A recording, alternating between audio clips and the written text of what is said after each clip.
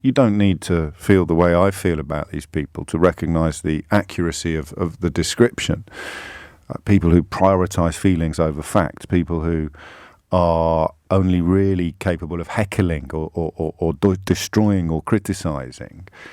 In the context of the coronavirus, they can't resist the urge to come out with more fatuous, meaningless posturing. In this case, we're opposed to lockdown. We think we should shield vulnerable people and let everybody else get it. Who do you think comes out of hospital after being treated? Often the people who are not among the most vulnerable to start. I mean, it's almost an Emperor's New Clothes moment. It's another flesh-coloured body stocking, isn't it? We haven't spoken about them for a while, but the defence I always used to have watching Brexit unfold was that it's so obviously stupid that there must be something going on that we don't know about.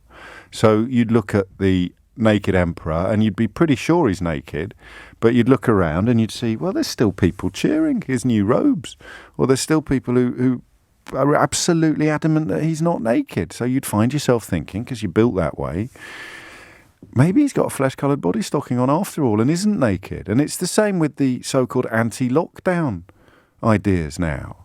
Is that anyone who followed the first lockdown, anybody who even has a cursory acquaintance with the NHS or people who work within it, understands why lockdowns happen. They happen because even if you're only postponing or spreading, do you remember when they talked about flattening the curve? The whole point, the sombrero theory, where's that gone now? It made sense.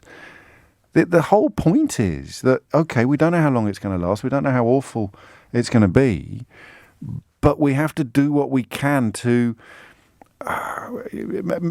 moderate the passage of people into the National Health Service, the passage of people with coronavirus. So to come out and say, lock up your grandma and go out and get it, even by the standards of the last 4 years of British and American politics. You've got Trump in America denying it's happening as their rates rocket. And then you've got the usual suspects in this country trying to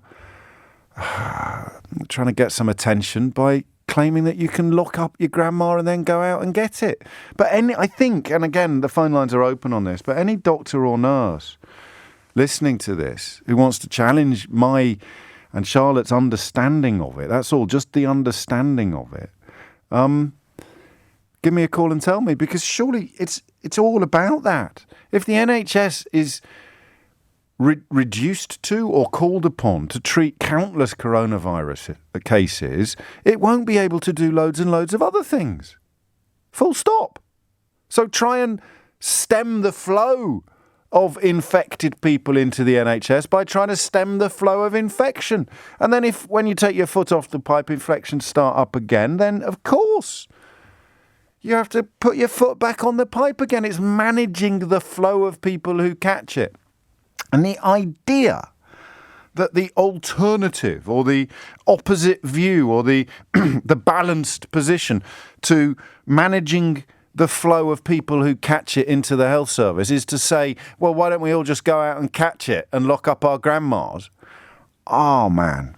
There are days, aren't there? There are days when you just wonder how the hell this happened, and more importantly, how the hell we let it happen. But here we are again with Boris Johnson in charge.